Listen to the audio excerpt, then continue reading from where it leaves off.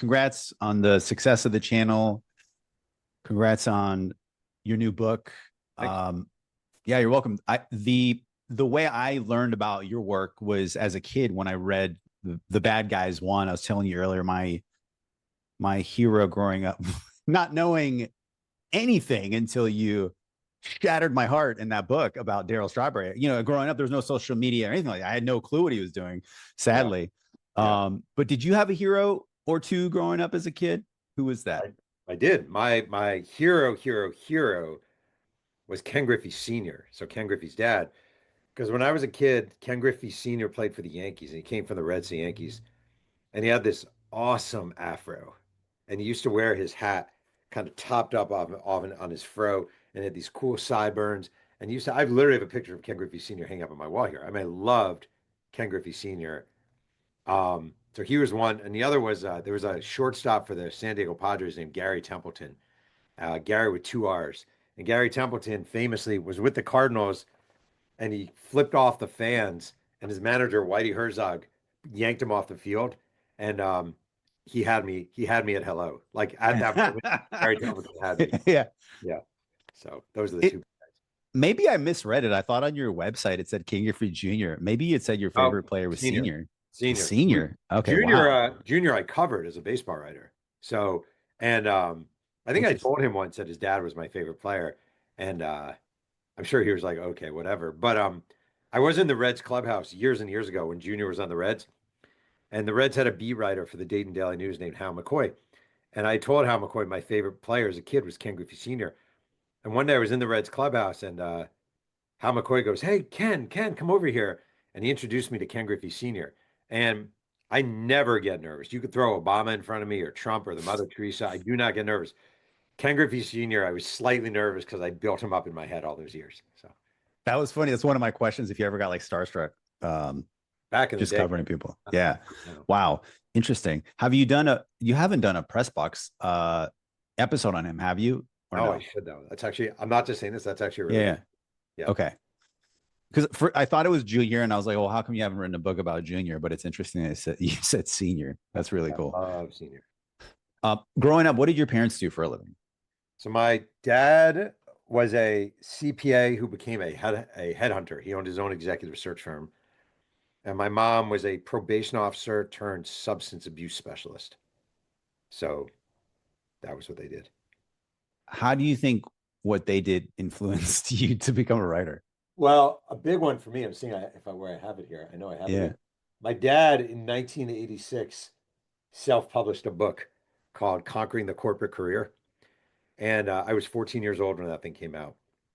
My dad was my hero. Like my dad was my hero times 1,000. He died in 2023. And in particular, him self-publishing a book, getting it in a local bookstore. We would go, this is in Mahopac, New York. So the Jefferson Valley Mall was our nearest mall. And inside the mall, there was a Walden Books bookstore. And he had one copy of the book. He got it placed in Walden Books, which is a huge deal for us. It was a self-published business book. And me, my dad, my brother, would go to Walden Books. And if the book was not up front, which it never would be, it'd be back in the business section, we would remove it, stick it up front, put it in the bestseller section. Maybe you go back an hour later, it's back in business. We'd move it back to the bestseller section. My dad, having written that book, it was I don't think he understood until later how big of an impact that had on me, which is enormous. So. Can you buy it on Amazon or is it available anywhere? It might be available on eBay or Amazon. I will say my dad had about 100 copies left. He printed 1,000 copies. He created his own publishing house called Kimberly Press. He just wanted something that sounded real. Hired a graphic designer to make it. And he printed up 1,000 copies. There were about 100 left in the garage. And at his memorial service, I brought them and handed them out, told the story of the book and gave them out to people. So, wow. Yeah, it was really good. I love that book. So it's called Conquering the Corporate Career? By Stanley Herz, not Pearlman. He used HERZ as his business last name. HERZ? Yeah, it was my mom's maiden name. And he interesting. Okay. A lot of what I do is like the sort of tagline for my work or podcasts and stuff is the best career advice from high achievers. And I'm curious what your dad said about like career advice wise, back then. Cause even, I mean, I imagine it's harder to sell, way harder to self-publish a book back then than it is now to get in a real bookstore. Yeah. And also my dad literally worked in executive search. So his life was giving career advice. Yeah. He was always very big into self-promotion and self-marketing. It was kind of his superpower. And I think I inherited from him some of that, like just PR, PR, PR, push yourself. Yeah. He ended up, he had no journalism background. He had his own column in the local Gannett newspaper. He published his own book. He did a monthly newsletter from his business that he sent out to tons of people. He made up two publicists. When his book came out, he had David Kohlberg and Arthur Haviland as his publicists. They were completely fictitious people, and he would have them call, and he'd say, "Would you have any interest in Stanley Hers being on your show or your radio?" And they would write letters on behalf of Kimberly Press. And it was it was like Trump with John Barron. Like he literally might Yeah. have these invented publicists. And for years, I would joke about Arthur Haviland and David Kohlberg. Those are the two of them. And John Brand, was that a story you told that it was like a fake person that he Donald would Trump, like, yeah. John Bannon, Yeah. John Barron. Yeah, when he was at the USFL, he had a Yes, that's where I was yeah, from. it was John Barron. Yeah. So even though I'm not a Trump fan and I made fun of him for that, I couldn't hate that much because my dad did the exact same thing. That's funny. Yeah. Uh, Most important lesson from either of your parents, maybe that you hope to instill in your kids. Well, what comes to mind? Mm. So the thing my dad had that was really, really special and unique, and I have not mastered, is my dad never ever talked trash about anybody. He just didn't. I remember in particular, I remember I was a kid and my dad, I think it was 1985 as he broke up a business he had with a partner. And I was with my mom and my dad and we were driving somewhere. And my mom had heard that one of my dad's old employees was talking trash about him. And my mom was upset about it. I remember vividly, my dad was driving and he said, "We don't know that she said that. Like, we don't know for a fact that she said that. So I'm going to choose to believe she did not." And I was probably 13 years old at the time. And I still remember that. And that still stuck with me. And I try very, very hard. I'm not as good as my dad. I try very, very hard not to talk trash about people and to try to think the best of people. I wish I were as good as him at it. I think it was his superpower. I don't quite have it. That's a great lesson. I love that. Yep. Um, He was a great guy. Like he was a great guy. He was just the best. I hate that he's gone. He was the best. And you he got would, to meet your kids at least, it sounds like. oh yeah, yeah. No, he was a great grandfather of my kids. And he loved when my books came out. Like he really loved it. Oh yeah. Really Well, enjoyed it. tell me about that. That must be super exciting for him. Yeah, well, he didn't know anything about sports. He certainly didn't know anything about hip hop. Like when I said Tupac, I'm sure he didn't know who Tupac was. Maybe he heard the name. He didn't know anything about any of the subjects, but like, you know, he loved helping come up with PR ideas. He would still email all his friends about the book. He would move the book in store. He would order a ton of the books and give them out as gifts. And we had several funny moments. Like I once emceed an event with Ron Darling and Mookie Wilson. And I introduced my dad, I think, to Mookie Wilson and told him what a big Mets fan he was. And my dad literally knew nothing about the Mets. Probably didn't know who Mookie Wilson was. Like it was like I would always try to put him on the spot because he knew nothing about any of these subjects, but he was a really good sport. I also want to add one thing my dad did, the greatest thing ever. He once wrote a letter to the New York Times about an article about airport congestion. And he signed the letter, I think, Stan Pearlman. Then he thought it would be funny. He tried writing a letter disagreeing with his letter, like a letter literally saying in the letter you received written by Stanley Pearlman, and he signed it S. Noel Hers. I think that's what he did. Noel was his middle name. And that letter got in the New York Times too. So he was incredibly proud that he wrote a letter, then had another letter disagreeing with his letter, both get published in the New York Times. That's funny. That's hilarious. Yeah, he was great. Did your dad read your books cover to cover, do you feel like? Dad did. And my dad, again, What was his favorite? Yeah, like was there anything that kind of stood out just in terms of what your dad loved, or a story that kind of stood out to him knowing that he wasn't a sports guy? He didn't know. Well, I mean, I would say for both my mom and my dad, Winning Time was probably the show that was based off I had a TV show based off Yeah. of. Okay. I would say that was meaningful I've seen my mom cry probably 5 times ever. And one of them was when two of them actually was my dad had pancreatic cancer. He was in the hospital and we found out my Bo Jackson book made the bestseller list. And my mom just started crying and she's very stern. And then, I mean, she's a great mom, but not a emotive person. And then when she saw my name on the credits at Winning Time based on the book buy, she got very emotional about that. I think for both of my parents, that was a very, like, that meant a lot to them. It was almost like it's like, I think to a certain generation, being on TV means you've made it, you know? Yeah, it's like this validation. Yeah. Correct. So I think for both of them, Winning Time was like a validation. All right, it's okay. Our Jewish son did not become a lawyer or a doctor. He became a sports writer. Did you ever feel like they had, it sounds like they had in one way very secure jobs. Did they ever I don't know how many siblings you had, but did they ever one sibling? Okay. Did they ever feel like your creative pursuit was like reckless? Never. I don't think my parents have certainly taken issue with things I've written. Like my mom hates when I was at the Nashville, Tennessee in my first job. Every now and then I would drop my mom's like make some reference to my mom and her age. She hated that. I mean, she hated that with a passion. So she didn't like that. I would dump on my hometown a lot. I come from kind of a pretty MAGA little town, neck of the woods, Mahopac, New York. My dad hated when I dumped on my hometown. He did not like that at all. But otherwise, they were cool with it. That's funny. Um, what led you to the University of Delaware? All right. Well, it's funny. My dream was Penn State. That was where I wanted to go. I wasn't a great student. I was okay. I was just talking about this the other day. I got an 1130 on my SAT scores, and I was like a B plus student with a couple honors in high school. I was okay. I wanted to go to Penn State. I remember getting the letter. Congratulations on getting into Penn State Altoona campus. And I was like, no, I'm not going to that. That's like a satellite campus. So I'm not going to Altoona. Oh, Yeah, the main one is in College Park or State College. I always get those confused. Anyway, so I didn't get into to go to Penn State Altoona means you're 2 years at a small satellite campus and then 2 years. I wasn't going to do that. Wanted to go to Syracuse, got into Syracuse, too expensive. Wanted to go to Miami. My parents thought it was impractical. Applied to Delaware. I was a good high school runner. I had been talking with the coach at Delaware, Jim Fisher. He said I could walk on to the track and cross country team. That sounded cool. I knew they had a student newspaper that existed. That sounded cool. It wasn't that far away. It's 4 hours, so it's a good distance, but not ridiculous. So I went to Delaware. wow. So you must have been like really good at like track or running or Oh, like that. You must have been. I mean, you made the team, right? yeah, Essentially. it wasn't, they didn't have cuts. I made, so basically he was a remarkable coach. I was a distance runner. I was, one of the county's best runners, but I come from a tiny, tiny county. I was not a Division I caliber runner at all, like at all.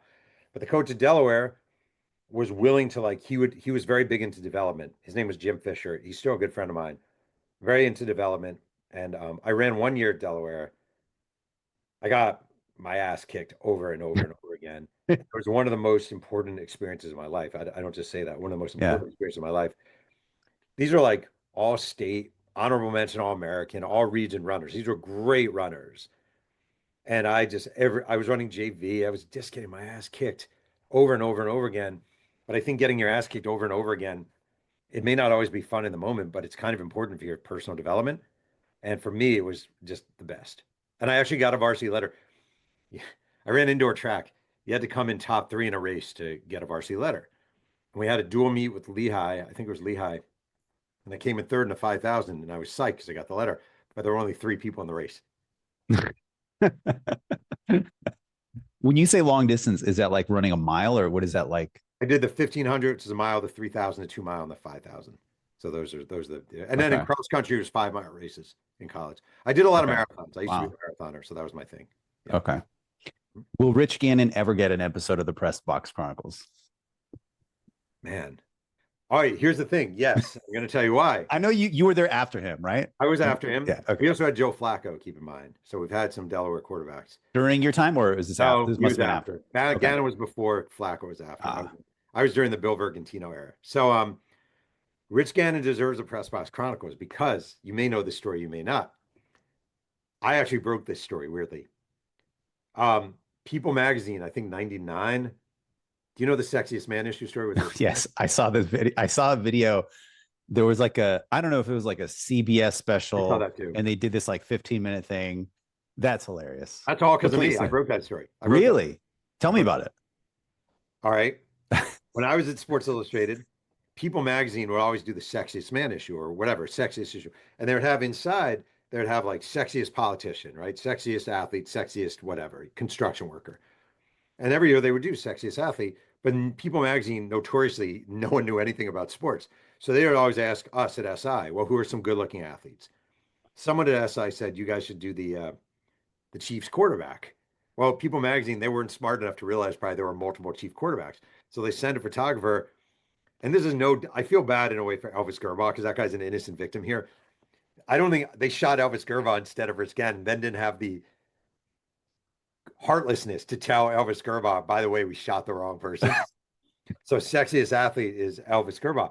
A friend of mine at People magazine told me the story about a year later. And I was like, can I write about that? And she's like, sure. So that was it. Oh, no way. Did you ever talk to Rich about it, like 101 or? I don't know or Rich Gannon. I may have interviewed Rich Gannon one time ever. Yeah. Okay. That's hilarious. That was funny. I mean, yeah, his story is, I just feel like it's a unique one, just kind of never getting the keys to the kingdom, so to speak, and then finally getting it. And I just remember he told me that he went to bed the night before he was a free agent. And he told his wife, I don't know where we're going next year or what's going to happen tomorrow. I just know we're not going to Oakland. And he said the next morning he got the call from his agent to get on the plane and head to Oakland. And then he said, Coach Gruden picked him up from the airport. I don't know how common that is, that a head coach will pick up a player, right? Common. Yeah. Okay. I would think it's like, an intern or something. But yeah, I just think I'm a little biased, but I think there's such a story there. Right. And such a, I kid you not, I'm adding Rich Gannon to my list. All right. Awesome. Appreciate it. Literally. Okay. Okay. So your first real job, is that the patent trader? No. So that was like an internship. My first real job, you mean out of college real job? Yeah. Food and fashion writer, Nashville, Tennessee. Okay. How did you get that break? So I was I'd interned there the year before. I was a summer intern in the summer of '93 at the Nashville, Tennessee. I wanted to do sports. They didn't have any sports internship openings, but they had one in features. The person who had done it the year before turned it down. They offered it to her again. Her name was Leah Stewart. It changed my life. I get the internship. I intern there, have a good summer. They have one job opening when I'm graduating, food and fashion. 94 says 1994. I know nothing about either. I mean, literally nothing. Actually, your laughter is appropriate. I didn't know anything. I still dress like a slob. I can't cook. I just burned salmon like 2 hours ago. I'm terrible. But they had this one job opening, so I took it. I got paid $26,000 a year. I got to move to Nashville.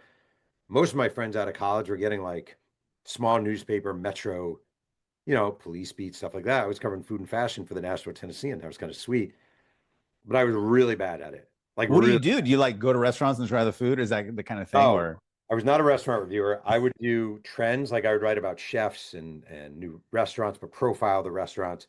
I would do new product reviews. Like they'd send crackers. My definitive moment, and I had many as a food and fashion writer, was I don't know what I was thinking. I was 22 years old and stupid. There was a place called the Corner Market, and the Corner Market was known in Nashville for exotic meats. And I was doing a story about the chef or the owner of the Corner Market. And they had like alligator and like, whatever, squirrel, different kind of meats that they would make. All right, I spend my day writing about this guy and I'm with him and we're driving around. He's taking a restaurant. I get back and the next day, my editor, Catherine Mayo, calls me in the office and she goes, I have a weird question for you. And I'm like, what? She's like, did you ask the guy from the Corner Market if he's ever cooked human flesh? And I'm like, no, but I think I did. I think either I was goofing around or I was a moron or I thought it was a funny question, but he was horrified. And I got a tongue lashing for asking a actual chef whether he's ever cooked, whether he's a cannibal. So that was not good for me. Did you get fired or just slapped on the wrist? Oh, I never got fired. I should have been fired 8,000 times in that newspaper. They never fired me. Yeah, I gave them many reasons. That's funny. So how do you get a break at Sports Illustrated? Is that the next job? Yeah. So basically, okay, my dream, when I was a kid, I used to tell my mom, I'm going to write for Sports Illustrated. I would tell her with certainty, not like a guess. Like I always felt, it sounds stupid. It always felt like a little bit of destiny to me. It doesn't even make sense. Like it wasn't like I was a good writer. It just always, when I was a kid, I used to go to the library in town and just dig through the Sports Illustrateds. And I had a neighbor on Emerald Lane named John Daly, and he used to subscribe to SI. And every now and then he'd put out like parcels of his Sports Illustrateds on the curb for the trash. And I'd always run over, take the parcel, bring them home because nobody in my family cared for sports, so we didn't get a subscription. So I'd always tell my mom when I was a junior at Delaware, I thought it would be funny to apply early for the NBA draft and see what might happen. I didn't play. I played intramurals at Delaware, but that's it. So I wrote a letter to the NBA. My name is Jeff Pearlman. As of this date, I'm surrendering my future eligibility to enter the NBA draft. I send this letter and never think anything of it. But a couple weeks later, my roommate's like, "Hey, Pearl, there's a letter for you from the NBA." And it's literally a letter with NBA stationery, NBA envelope, and it says, "Dear Mr. Pearlman, we have received your letter, and as of the date of so and so, your name has been entered to the NBA draft." Blah blah blah. I'm like, wow, that's crazy. Then I go home for winter break or some break, and I get a call from the head of security from the NBA. And he's like, "Is this Jeff Pearlman?" I was like, "Yeah." He's like, "Are you a student athlete at the University of Delaware?" I was like, "Yes, I am." He's like, "We got your letter. Who are you? Like, we've never heard of you." And I'm like, "Well, I play basketball at Delaware," which I did because I played for Edna's Edible as the intramural runner-ups in '93. So I did play at Delaware. I make all this stuff. He's like, "All right, well, you're in the draft." I wrote that for my college paper. My dream was to write for Sports Illustrated.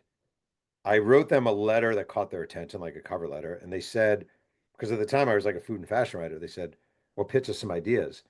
I pitched some idea of a local basketball coach. No. Local swimmer. No. I said, "Well, when I was in college, I applied early for the NBA draft." I said, "Write that." I wrote that article. It became my first article ever to get it published in SI. And then a few months later, I was hired by the magazine. Wow. Yeah. That's hilarious. Thanks. That's funny. It's crazy. Uh, did you have like a big influence in those magazines that you read? Was there a writer that stood out to you? There's a guy, Rick Tellender, who's become a friend, actually. It's kind of nice about it. Really? Yeah, I mean, because I ended up working for them, so I knew all these guys. But like back when Rick Tellender wrote my all-time favorite story in Sports Illustrated. He was Rick Tellender was a longtime writer for the magazine, great writer, Chicago Tribune writer, otherwise, and Sun Times. And he wrote a piece back in like 1983. There was a new football league called the United States Football League, which I ended up writing a book about years later. And Rick tried out, kind of like I did with the basketball in a way. He tried out for one of the teams, and he wrote this first-person account of trying out.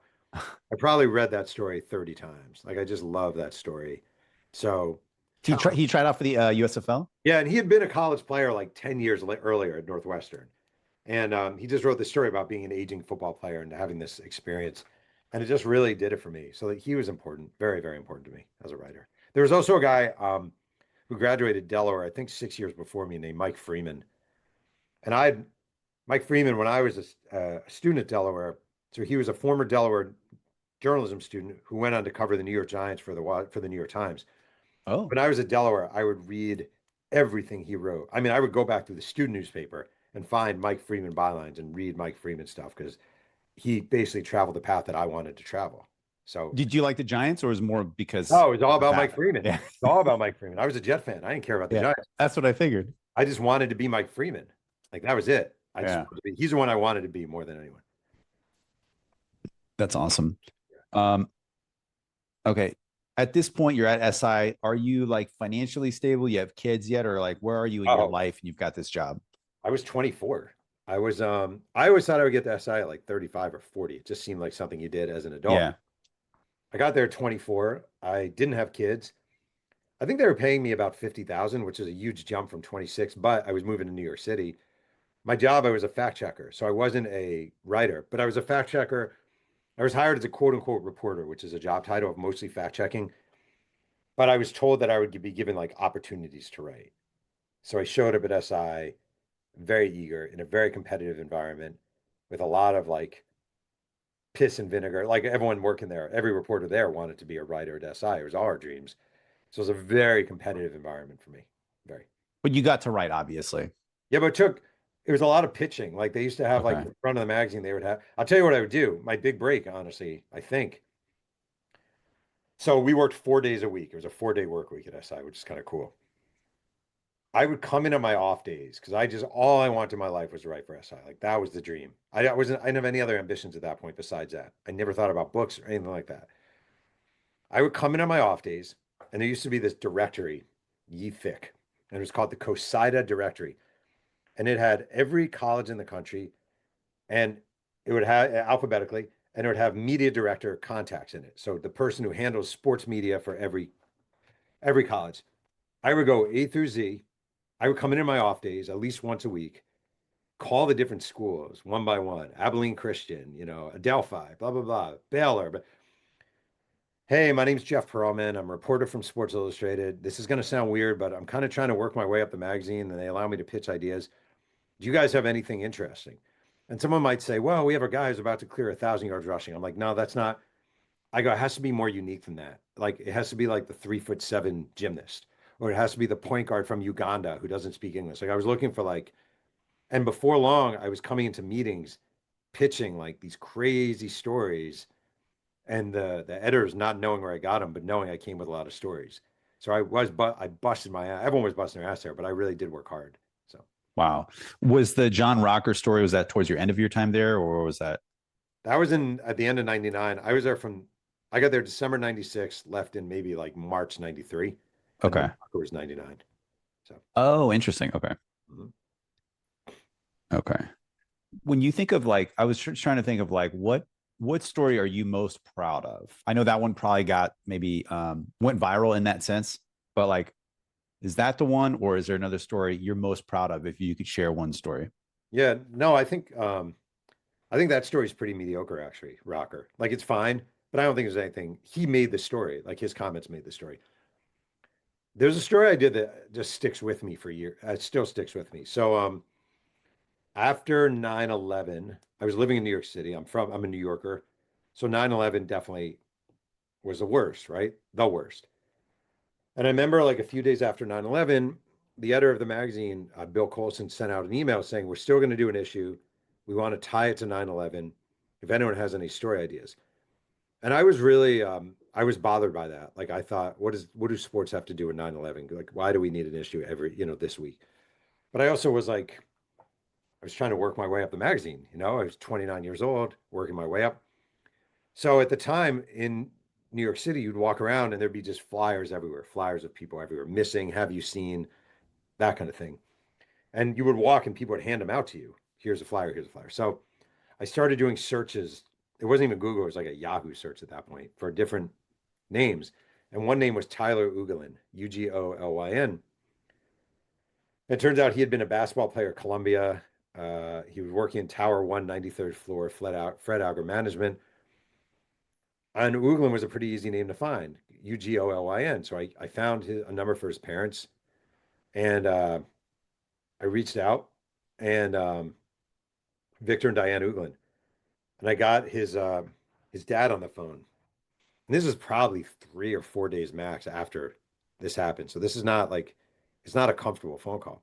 Did you say they didn't want to talk to you at first? Like Yeah, they well, were, basically he goes, I called and he's like, I got his dad, and he's like, yeah, I can't do this. And I was like, okay, of course. Well, he called me back a couple minutes later, star 69. So I'm in my apartment. It's landline. He's like, hey, he said, is this Sports Illustrated? I go, well, this is Jeff. I just called you. He's like, what if I just tell you about my son? I don't know if I want you to write, but what if I just tell you? We probably talked for 40 minutes. I was taking notes in case he wanted. And at the end, he said, you know what? Okay, I'm cool. I'm okay with you writing about Tyler. I wrote this piece. It's only one page. It's not like it's not the best thing I've written or anything like that. But can I ask you something real yeah, quick? What do you think got him to change his mind during that conversation? this is a guess, but an educated guess. I think number one, my guess is I probably said 5 words when he was talking. Like he was a person who wanted to talk about his son. And I think like, I mean, I think more than anything, like you want people to know who your son was. And here's a pretty good way of people knowing who your son is. And also here's a guy who seems sincere, who's genuinely interested. There was nothing sleazy or scandalous about what I was doing. And if he didn't want to talk, there was zero pressure coming from me. So I think that's probably what it was. Yeah. So I wrote the story. And I mean, he goes, okay, you can do it. Wrote the story. Victor's remained a very, very close friend through the years. We keep in touch regularly. Um, oh, and the crazy follow up is I You know the was like, follow-up? you cannot be done. Like, there's no way you could be Wait, do you done. know the The follow-up to crazy this? part. Of course I do, but I want to hear you say it. I have a Oh, I question didn't know if about you it. knew it. Yeah, yeah, of course. I mean, years later, I'm at Penn State working on a story, and you did your research. It's good. I'm at Penn State working on a story, and I wanted to go to a coffee shop to work in, and someone recommended a coffee shop. I went there. It was closed. Someone told me there's another coffee shop you can go to. I go to this coffee shop. It's packed. I go downstairs. There's one table with a chair available. One. That's it. I asked the woman next to her, next to the empty chair, "Do you mind if I sit here?" No. We start talking a little bit. I'm like, "Where are you from?" She said, "Oh, Ridgefield, Connecticut." I was like, "Oh, I did a story about a basketball player who died from Ridgefield." And she's like, Sports Illustrated? And I was like, "Yeah." And she goes, "Tyler Uglin?" And I was like, "Yeah." She's like, "Tyler was my high school boyfriend." And I was like, "Whoa, that's crazy." So one chair, coffee shop I wasn't supposed to be in. Tyler's dad has always said for years and years when we talk, I'm not spiritual, but his dad has always said he sees butterflies or he sees his uniform number and he feels something, and so in that moment, I definitely felt something. And when I tell that story, I think about it. Wow. Do you remember what you guys talked about? Like, were you with her for like 2 minutes, or what was that? I was with her for a while. We just talked about the story, but what I remember is I called Victor, his dad, while I was there, and I was like, "You're not going to believe who I'm sitting next to," and that was really cool. So that was, That's amazing. yeah. Yeah. I told you I sent that story to my friend whose husband is the new head coach. Oh, yeah, yeah, yeah, yeah. Yeah. Right, Columbia. I just texted her before this too. I was like, "Have you seen it yet?" Because I sent it to her like a few weeks Oh, ago. funny. Yeah, yeah. Yeah. Um, okay. Uh, I just want to make sure I'm not like missing something here. What prompted you to write your first book? So I was writing for Sports Illustrated, and I hadn't really thought about. At least I don't think I thought about writing books. Not really. A colleague of mine named John Wertheim did wrote a book called Venus Envy about Venus and Serena Williams. The title is no good. We've always agreed, but the book is excellent. And I don't know, I put it in my head a little bit, and I had an agent reach out to me. Her name was Susan Reed, and she said, "Have you ever thought about writing books?" And I was like, "I don't know."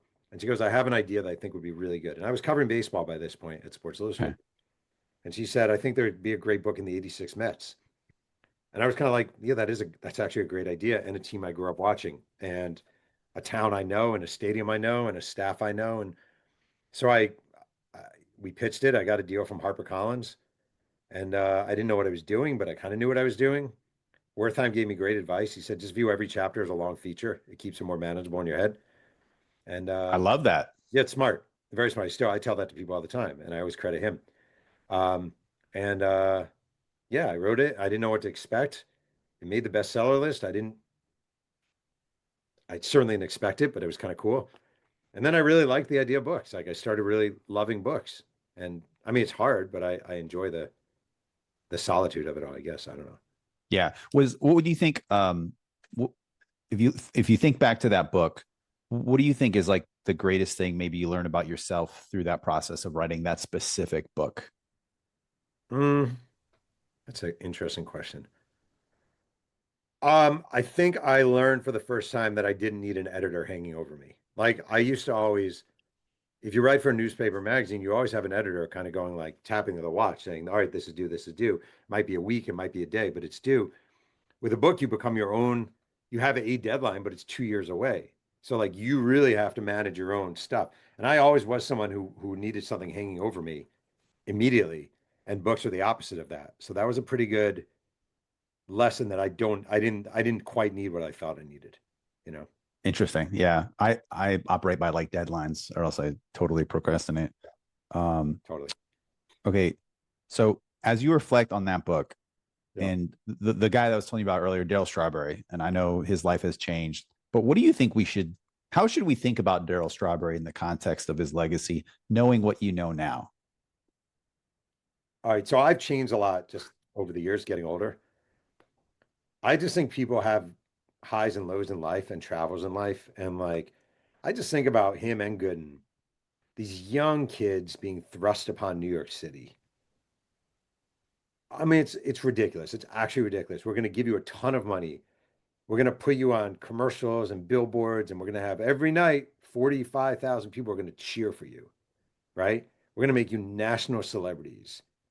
You're both from pretty modest backgrounds, right? One from Tampa, Gooden from Tampa, Strawberry from LA. We're gonna make you national wealthy celebrities. Okay. Women are gonna love you. It's gonna be the height of the cocaine era in New York City. Good luck with that. Good luck with that. Have fun with that. Like it's preposterous.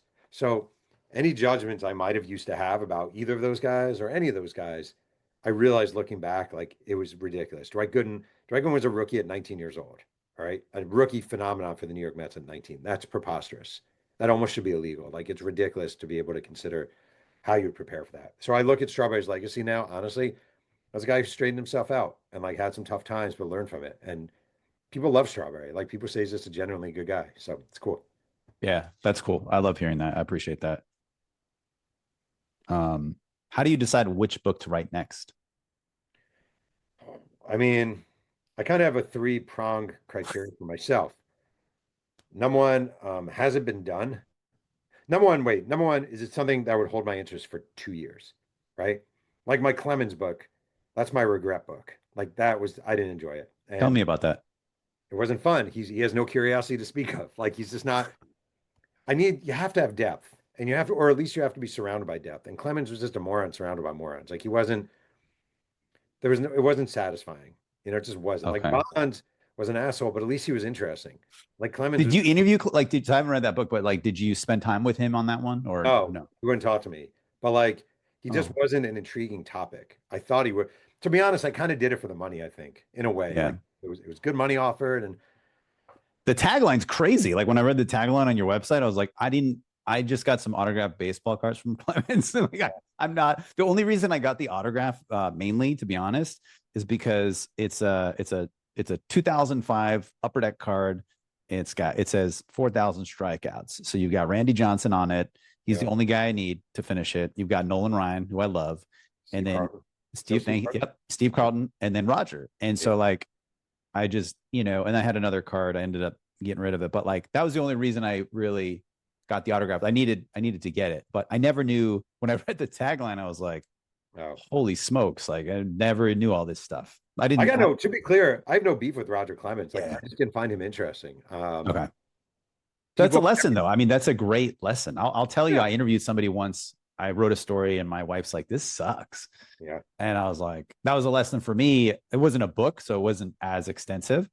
And it was a lesson learned that like, hey, don't interview people it wasn't even money. It was just like maybe clicks, totally. It doesn't pay. It just Yeah. doesn't pay. And I do think everyone has a story. Like Clemens, he had a brother who became a drug addict and it impacted his life in severe ways. And that was very fascinating. I didn't find it a very rewarding experience. So Okay. You have a vote. I don't know if you do, but maybe I don't have you a actually, vote. okay. So if you did, would you vote him in or not to the Hall of Fame? I mean, I used to be a hard no for anyone who cheated, like a hard no. I've changed because David Ortiz is in, Mike Piazza's in, Jeff Bagwell's in. There have been very, very, I mean, I have zero doubt those guys used. Pudge, I have zero doubt those guys used from covering baseball during that era. I mean, I literally have zero doubts. I feel like they're in because they were nice and agreeable people. And the writers made a little bit of all right, well, they were nice guys. To me, that's not legit. So if we're gonna let the cheaters in, you have to let Bonds in and you have to let Clemens in. You probably have to let Canseco in, you have to let McGuire, and you might have to let Sosa in. Like you can't have it just because they're nice guys. So yes, I would Yeah. nowadays I would vote for them. All those guys. I Bonds. would. That was the other question. I Okay. would. I would. Interesting. Bonds is one of my favorites, like growing up. I was never like a big Giants fan. I was just like a Bonds fan. Yeah, he was a fun guy to cover in zero ways whatsoever. He's unique. Bonds was Yeah. unique. I swear I've never met anyone in my life besides him, and I did meet him a bunch of times, who seemed to really take joy in your misery. Like I think he actually took pleasure in being a pain in the ass and making you stay later than you have to, making you miss out on your kid's birthday party because you have to wait outside his locker for him to come. I think he genuinely enjoyed that. I Do do. you think people, not that there's many people like him, but do you think maybe he has the ability to change? Like it looks like Sure. maybe he softened up. Sure. They all get nicer when they retire from sports. Certainly possible. Yeah, Yeah. 100%. Sure. But when I was covering him, I did not enjoy the experience. Okay. Do you think he's the greatest baseball player of all time, or who's your number one or Well, my number one was top always two? Ricky Henderson, to be honest with you. I just saw Ricky Henderson did things unlike anyone. But I'd have to say now, just being totally honest, even though it's lame, I would say Otani. Yeah. But I don't think there's never been anything like this. So It's hard to even measure against just because he's on the field the whole time. yeah, it's just no one's done this. So I think it's got to be him. What do you think is the most important lesson that as sports fans we should know about the USFL book, Football for a Buck? I mean, not to get all political here, Yeah. but for Trump, it was all just a scam. Like it was all just a con. Everything you learned, everything you needed to know about Trump, you could learn from the USFL. The way I would say, okay, he signed Doug Flutie, the Heisman Trophy winner out of Boston College, to a huge contract. Then told the other owners, um, told his people at the New Jersey Generals, don't worry, the other owners are going to pay for it, right? We're going to sign him, but he was the Mexico Wall before the Mexico Wall. Doug Flutie was literally the Mexico Wall. There was an owner of the Tampa Bay Bandits named John Bassett, who was the one guy who would stand up to Trump. And John Bassett wound up dying of brain cancer, and Trump just walked all over him. John Bassett was John McCain before, you know, he lied to the owners. He lied to them nonstop, and they continued to vote with him. He would lie and deceive, and they continued to go along with him, thinking it just might work out. The other USFL owners were Republicans in Congress and the Senate. Like, Do you think he ultimately was doing this because he wanted an NFL team? yeah, Was that yes, the gist of it? there's no doubt about it. You wanted an NFL Yeah. team. You wanted the whole reason the whole lawsuit happened. The USFL sued the NFL in an antitrust suit because he wanted an NFL team. He didn't care about the other owners. He didn't care about the other team.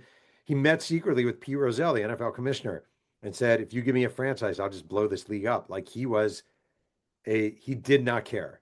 He did not care about that league at all. He just wanted an NFL team. That's it. Period. End of story. Yeah. That was a crazy episode. It was a crazy book to write. Yeah. One of my favorite cards is the 85, 84, 85 USFL Steve Young card. Oh, come on. Love that card. Love Yeah, Steve Young. it's a great looking card. It's just, to me, it's the best. Have it. Yeah. You spent time with Steve Young. I haven't read it. I have his book back here somewhere, but Meaning I've interviewed Steve a bunch of times. Like I haven't been and like for that book, right? You said Steve Young transcends my career. All right, I interviewed him for the Bo Jackson book because he was on Tampa when the Tampa Bay Buccaneers drafted Bo Jackson and won. He was in the USFL, and what was the other book I wrote? I interviewed him for 3 different books. I swear to God, I don't remember the other, but Okay. by Favre, because he was the first guy offered something about Mary. So Steve Young, I'm surprised he wasn't hanging out with Tupac. It would make sense if Steve Young. That's funny. My son's favorite player, he's 8 years old, Bo Jackson. Just so you know. Great. He was a great player to be, guy was amazing. Yeah. I bought like 100 Bo Jackson cards on eBay for like $20. I have them in a drawer. And then when he does like good things, I let him pick up Bo Jackson card. Yeah. Okay. Press Box Chronicles. What story has resonated the most that you hear, like you get feedback from? Like what are a couple that bubble up for you that are worth sharing? The one that has been the biggest, most viewed by far is the 1984 San Diego Padres, and we're all at a loss why. Really? We don't get it. We're all confused by this one, even though it was a really fun episode, and I'm glad I did it. And the San Diego Padres of it, 1984, just this crazy, crazy, crazy team with like Steve Garvey at first and Greg Nettles at third, and they hated each other. Alan Wiggins, the second baseman, was like quoting Malcolm X, and the number one starter, Eric Shaw, was this crazy right-wing conservative John Birch guy. Like the manager, Dick Williams, everyone hated. They were like this really fun team. I didn't think it would do that well. It's by far the most viewed episode. So that one was a good one. I did one on one of my favorite childhood players, J.R. Richard, a pitcher for the Houston Astros, who died a couple years ago, but he had a stroke, and his whole demise and comeback. Mark Fidrich, the Bird. Like, there's a real That was a good one. Yeah. Both of them were good. Yeah. J.R. Ryder, I thought that was like I grew up around there, but I didn't really know much about him. Oh yeah, the East Bay Funk. Oh yeah. Huge growing up. Oh yeah, he was awesome. I mean, I'm gonna be honest, like, and I'm not just saying this. When they approached me about that show, I was like, nobody's gonna watch this. Like, nobody's gonna watch this. Nobody wants Tell this. me about that. Look, I just kind of thought, not knowing, right? Um, I just thought like you kind of had a webcam and just No, told stories. Was that how? So it was brought to you, or I was doing TikTok. I was getting big on TikTok. I wasn't even gonna go on TikTok. My yeah, son begged me not to go on TikTok. But I did TikTok because a columnist for the Defector, the former Deadspin writers, I gave some advice on Twitter to recently fired journalists, and this guy lit into me. Well, basically, why would you listen to this guy, this old relic, give advice about social media? And I said to my son Emmett, I'm like, I'm going on TikTok. I'm just going to do TikTok. He's like, don't do TikTok. I'm like, I'm going to do it. He's like, don't talk politics. Don't use filters. I was like, well, one of the two. I don't use filters. But I went on and I started building this really sizable following. Still confused by it, but it's cool. And one day, this place 3.0 Labs reached out to me, guy Randy, and he's like, we think you should do a show. It'd be cool, a YouTube show. I was like, nobody's gonna care. And I'm not, that's not like fake modesty nonsense. Like nobody's gonna care. Why is anyone gonna care? Like there's a million places on YouTube, there are a million people telling stories. I'm not famous or anything. Like, why would anyone care? He's like, no, I'm telling you, there's a thing for it. We might even be able to get ads and make money eventually. And I was like, I don't know. But then I started doing it and I kind of enjoyed it. And like, it's basically me telling the stories I want to tell from sports, like from sports history or my own experiences. And I like it. I don't know. I didn't think anyone would give a shit. And somehow it's done really well and it's kind of blown up. And now they're planning like a tour where I'm going to a bunch of cities and doing little live events. And I didn't know. It's cool. I don't know. I can't explain it. I love that. It sounds like you love doing it. I mean, I do it actually. kind of comes through in the camera, It's right? fun. When we're Like it's watching. talking sports. The thing Yeah. is, like, my whole career, book wise in particular, is nostalgia powered. Like, sports is all about nostalgia to me. Like, like that's it. Like, when people say you should do one about LeBron, I'm like, I don't really want to because I don't feel nostalgic for LeBron. But when someone says you should do something about the Showtime Lakers, I'm like, you're hitting me right where, like, I love nostalgia. I love nostalgia. I'm like a sucker for it. Yeah. For me, it's just an opportunity to share nostalgic stories with people. It's cool. That's awesome. So the idea is to do it live, or do you think it'd be different? Because sometimes, the magic is you by yourself, or how do you think this would convey in a I don't even live know. session? I don't know. But I mean, I've been around. I'm no spring chicken. I've Yeah. done live events and stuff like that, just in my book talking, career and promoting books. I don't know. I kind of like the idea of it being interactive and people asking questions. I have no Oh, idea. that's cool. So people can Sure, but I don't know ask if anyone's questions. even Okay. going to come. I have no idea. They're like, no. I'm like, I swear. I mean, they laugh at me because I'm like fake grumpy. But like, I'm like, when Randy first brought it up, he's like, tour. I'm like, nobody's gonna, and he cuts me off. He's like, he goes, nobody's gonna want to come and see me. He's like, I know, I get it, but you're wrong. And even when this show started, I was like, nobody's gonna watch it.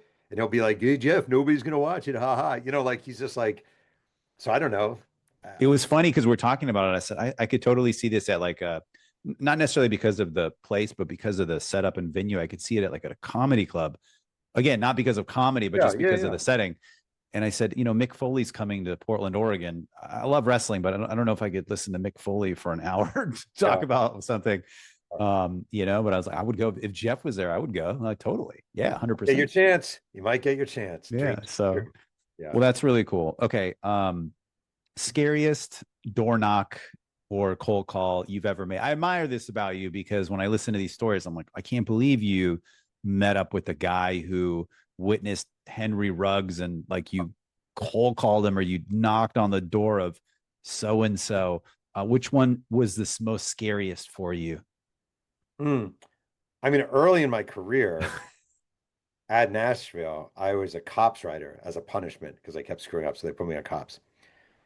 And there, there are these brothers. Wait, what was the last name? I don't remember. But there are these brothers. Menendez? What? No, no, no, it's not. But they got in a shootout with the cops. And my editor sent me to that, wanted me to go to the scene the next day and knock on the door. And this was me with not great judgment. There was police tape on the door. And I show up to the door and I knock. I don't know what's going to happen. Nobody answers. Nobody answers. Check the handle to the door and it's loose. And I call my editor, Dwight, at the Tennessee, and I was like, going to ask, can I just take a look in? Well, the receptionist is there. And she's like, I'll get Dwight to call you back. Don't do anything. I'm like, okay. And I'm waiting and I'm waiting and I'm waiting. The door's loose and I'm waiting. I knock again. Nobody answers. I turn the door, open the door. Yeah, I've not had a call back yet. There's blood all over. There's bullet holes in the wall. Couch is overturned. All this stuff, like really graphic scene. I take notes. Pretty psyched. I close the door. Phone rings 2 seconds later. This is like 95, so I had a phone like the size of a head. Phone rings. Hey, Jeff, it's Dwight. Whatever you do, don't go in the apartment. Do not open the door, whatever you do. I'm like, I might have opened the door. God damn it, Jeff. What the hell? Blah, blah, blah. So that was definitely one. The other was J.R. Ryder. Like I went to visit J.R. Ryder, and that was very much terrifying. Like really scary. But I did it.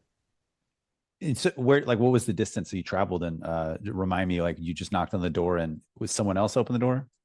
All right, it was in Arizona. I live in California, but I went to Arizona for I think a book event, and I saw he had an address there. I didn't have a phone number for him. This is from my Laker Shaq Kobe book. So I have an address. I got there too early. I don't know what I was thinking actually. It was 9:30 in the morning. That's way too early for a door knock. It's got to be after 10. But knock on the door, kid answers. I'm like, hey, by any chance, does J.R. Ryder live here? Hold on 1 second. Closes the door. Woman comes to the door. I'm like, hey, my name's Jeff Pearlman. Looking for J.R. Ryder. She goes, hold on 1 second. Closes the door. I hear her and an adult male like kind of yelling at each other behind the door.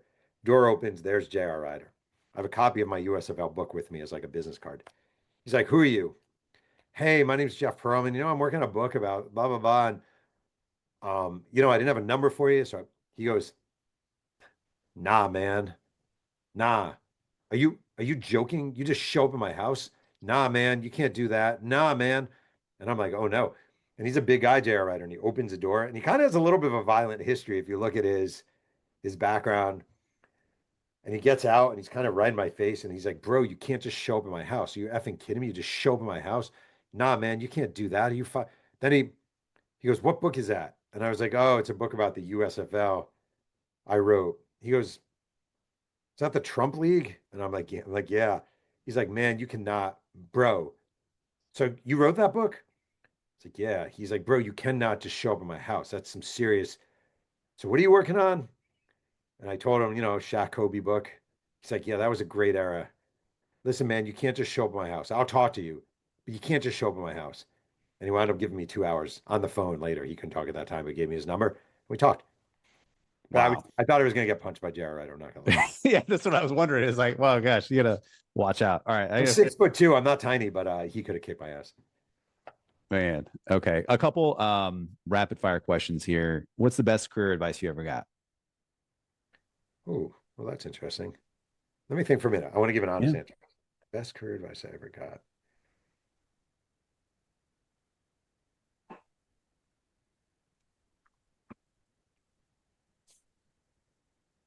Mm, I have to think about that one. Can I come back on that Sure. one? Yeah, let's do it. Let's say you're talking to a journalism class in college, and you can just give a tip or two about writing advice. What's Yeah. a piece or two specifically about writing that you would impart on them? Yeah. To me, the thing that really changed my career is you realize that it's not about taking the big and making it little. It's about taking the little and making it big. So like you go to interview Mike Trout at his locker. The big is, all right, Mike Trout's been hurt a lot. Mike Trout has 400 and something home runs. Mike Trout, blah, blah, blah. The little is there's a tiny picture hanging behind him and it's a kid. And you ask Mike Trout, who's that kid? And Mike Trout tells you it's a Make-A-Wish kid. And you say, well, what's the story of that? And he says, oh, I met this kid when I was in Orlando and he really stuck to my heart. Oh, really? What happened? Oh, well, I had dinner with his family and he said his favorite player all time was Mookie Betts. But then he talked to me. And all of a sudden you have this big story that you never saw coming because you took something little. So I always think take the little, make it big. Don't just take the big. Like big is I'm a Yankee fan. Yankees are great. Yeah. Small is the Yankees have a backup catcher who loves cream cheese in his coffee. And like that's an interesting story. You know what I mean? Who's that? There's an NFL player that like I forgot it was mayo in his coffee or I Yeah. forget. What was that? I remember that too. That was I think the it was the guy from the Titans that they drafted recently, not too long ago. I don't think he's starting. I forget his name. I love that though. I'd be Um, amazed if he's still alive if he's been drinking mayonnaise in his coffee. yeah, I don't know. Um, when you think about balancing a successful career with also being a present dad, what's when you think about that kind of crazy balance, what is a piece of advice or two that like you would give people? How have you been able to kind of manage that? I mean, so my kids are in college now, and the greatest gift of this career by far, and I'm not just saying this, is by writing books, I was available for everything. So they called it the class mom, but I was my daughter's class mom. I went on every trip you could go on, every dance recital. I coached multiple teams, everything I was involved in. It was the most important thing to me by far. And I think this isn't really career related, but parenting related. Especially like the thing I came to hate is the hashtag girl dad. I hate hashtag girl dad, right? Like my daughter was the pride of my life, right? And it wasn't because she was a girl, it's because she was my kid. And I hate these people who almost act like, wow, look, you're a dad and you still love your daughter. I think that's crazy. Yeah. That's a crazy way of looking at it. Like, I wasn't a girl dad, I was a dad of a kid who I freaking loved. And like, what I really hate, again, this is like, I let my daughter paint my nails anytime she wanted to. I let my daughter do anything to my hair she wanted to, any kind of makeup she wanted to, anything she wanted to. Same with my son. Anything he wanted to do to me, we were doing. I think you got to throw yourself all the way in. And I would never, not one time in my life did I miss doing something with my kids because a game was on TV. Never. I think that's one of the biggest mistakes of all time. You'll forget the game. Like I'm sure on Halloween last week or a couple weeks ago, there were dads who skipped Halloween trick or treating with their kids because the World Series was on. That's a horrible mistake. So that's just, Yeah. I love that. Any other just parenting advice that you've gotten that oh, um well, resonates? my wife is a parenting coach, and she wrote a book called Ignore It. And Really? yeah, Like my wife is a parenting coach. I didn't know that. I She's I, amazing. I read that she like donated a kidney to like I was going to ask you about that, but Did she donated a kidney to a stranger? Um, she's an amazing person, just amazing. And her main thing, the best advice that she gives that I 100% stole from her and use, I mean, steal it, we're married, is ignore it. Like when your kids are doing things that are bad, for most of them, it's a cry for attention. Like that's why they're doing it. mm, They're not doing it to be bad. They're trying doing it to get your attention. So if one sibling punches another sibling while you're around, they're doing it because they want you to react. So I'm not saying you don't react to a kid punching a kid. Your kid screaming about not being able to watch TV, ignore it. Your kid throwing his shoe in the street, ignore it. Your kid, not eating rice, ignore it. It's the best parenting advice ever, and it comes from Dr. Catherine Pearlman. And love it. she I'll did, have to check that out. did donate a kidney, that is correct, to a stranger. Why did she do that? She's freaking the best. Like she's just like, Like did she read something in a new like a I don't know, newspaper or something oh, online that she saw or like what led her to do that? she was in a Starbucks one day, and there was a flyer from a woman named Monica about her husband Eli. He needed a kidney. She put these flyers up. My wife came home and said, "Would it be weird for you? Do you think it'd be weird if I donated a kidney to a stranger?" And I honestly didn't think it would be weird. I wanted to make sure it was healthy. I mean, she's no dummy. She knows, but like it would be totally in character with her. So she went through the process.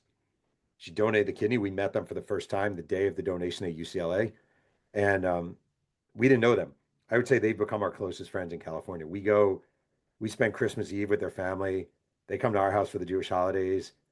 They feel as much like family as friends. And so there you go. Wow. You said that was one of your proudest moments, even though it was your wife's Yeah. moment. Oh yeah.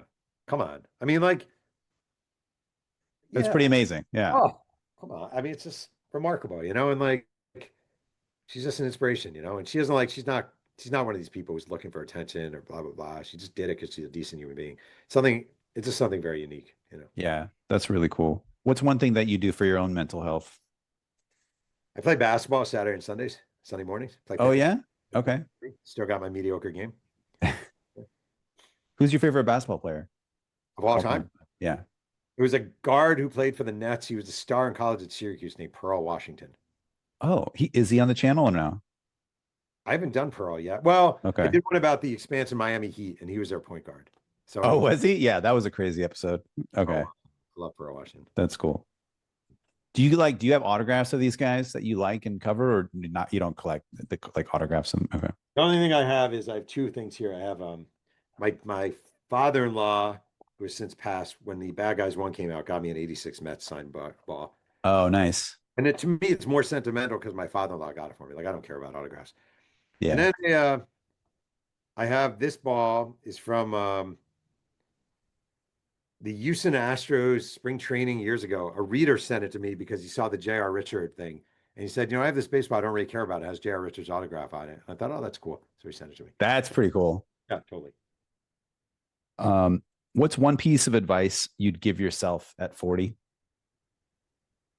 I mean, I could go younger and give much better advice at 20. Can I give myself a 25-year-old advice? Yeah. Don't be a jackass. Like, don't be, it's not that important. Like, none of it's that important. And like, my goal used to be like, I want to be the greatest sports writer who's ever lived. Like, really, that was my goal. That's mortifyingly embarrassing. Like, that's ridiculous. Like that. Also, like, what is that? It doesn't even mean anything. There is no such thing. But more to the point, like, it's all just like a lark. Like, it's all a lark. My whole career has been just a total lark. Like, I get to write about sports and hip hop for a living. Like, that's preposterous. So like, don't take it so seriously. Like, it's fun and it's cool. And also another thing is like, another person's success does not detract from yours. And another person's Mm, success is not a, like I used to be your typical jealous. So why does that guy get to do that? Why do they get to do that? Like someone else having success doesn't take away from your own achievements or your own sense of anything. And I used to be very thin-skinned. I love that advice. You mentioned hip hop. What was like a thing that maybe you learned about Tupac that you didn't know before you started the research of the book? I mean, I interviewed 650 people, so there's like a lot of stuff I didn't know. I would say favorite Tupac for me, which I didn't know about anyway, really. I knew he went to the Baltimore School for the Arts, but I didn't know how beautiful of a young kid he was. Like he was just this artistic butterfly of a kid who like fluttered through the hallway. And I don't mean that in any sexual way because people are always like, "Oh, you saying he's gay?" I'm not saying anything about sexuality. I'm saying he was this beautiful free spirit with like painted nails and spray painted jeans. And someone described him to me as the type of person who would gently remove a ladybug and place it aside. Like he was that kind of guy. And every night he was going home to the hellscape of a row house in East Baltimore with no heat, no air conditioning, rats running up and down the floorboards, an absentee father, a mom who was an addict. Like every day he's going to this blissful place, a Baltimore School for the Arts, where he could create. And every night he was reminded that he was living hell. So, Wow. Do we know who shot him, or do you think we'll ever find out? yeah, Orlando Anderson shot him. 100%. 100%. Okay. I I thought we didn't. I know you thought it was. I know you thought it was like Scooby Doo or someone. It was Okay. A book that's made a big impact on you that you recommend other people read. What comes to mind? It could be sports, non-sports, whatever. yeah. There was a book when I was a kid called The Bronx Zoo by Peter Golenbach and Sparky Lyle, and it was a season with the Yankees. It was like a diary written by Sparky Lyle. Peter Golenbach obviously did the writing. He was the writer. I mean, I read that book a million times. I think I have it. Oh yeah, literally, The Bronx Zoo, Sparky Lyle and Peter Golenbach. Freaking love this book. This book is my like was my go-to as a kid. What do you like about it? It was just really, I remember like, it was like basically inside the clubhouse of the Yankees, right? Late 70s Yankees. I remember like, So you didn't hate the Yankees? no, no, no, no. I never hated the Oh, Yankees. okay. Never hated it. In fact, when I was a little kid, I liked the Yankees. Like I love Ken Griffey Sr. Ken Griffey Sr. is a Oh, Yankee. yeah. Okay. It's kind of morphed into a Met fan. But it was just like a real insider's look. I remember like someone got a birthday cake and one of the players sat on it with his bare ass, like stuff like that. Just like fights, and they hated Reggie Jackson and they loved Rick Goose Gossage, and just like I felt like a fly on the wall. It's like a model for how sports books should be written, in my opinion. Like, Oh, interesting. well, you want to take the whole thing you can try to do is try to take readers to a place where they don't usually go. So I feel like that book did it really well. That's how I felt with the Mets book that you wrote. Like I felt like I was on the airplane. I felt like, you Yeah. know, it just yeah, I never read a book like that. Not that it was long, but like a long book about sports that was like Almost felt like an autobiography that these guys wrote. It is the finest book ever written. So, I mean, Okay, of all books, not just sports, it is the best book ever the written. best, It's the best. 100%. That's my Amazon review.